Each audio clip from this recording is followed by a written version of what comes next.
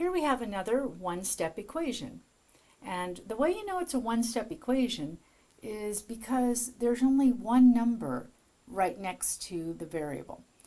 Now, in the other examples, we had a number adding or subtracting the variable. This number is right next to the x. This means it's multiplying. It's -5 times whatever x happens to be. Therefore, when we go to get x all by itself this time, and we want to do the opposite of multiplication, and you can imagine it with a dot or parentheses if you prefer. If you want to get rid of a number that's multiplying the variable, then you need to divide.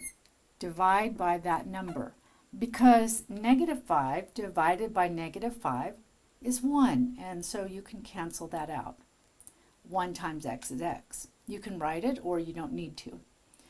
But you do need to divide the other side by the exact same amount. Again, it's because two sides are equal. What you do to one side, you must do to the other in order to keep them equal. Let's bring down the results. This says 13 divided by -5. Well, you don't need to overthink it. You could calculate it, put it in a calculator perhaps, change it to a decimal, but mathematically the answer is a 13 over that -5, and I'm just going to put the negative up front so it looks more proper, but there is nothing wrong with this answer. This is the answer. It's an improper fraction.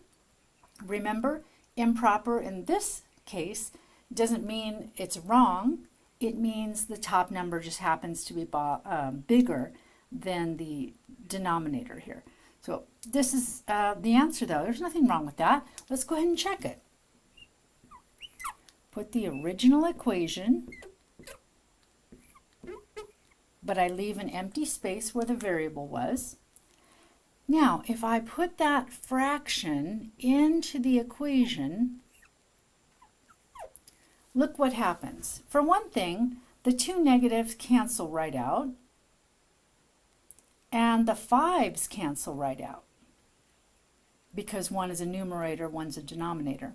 And so we're just left with 13.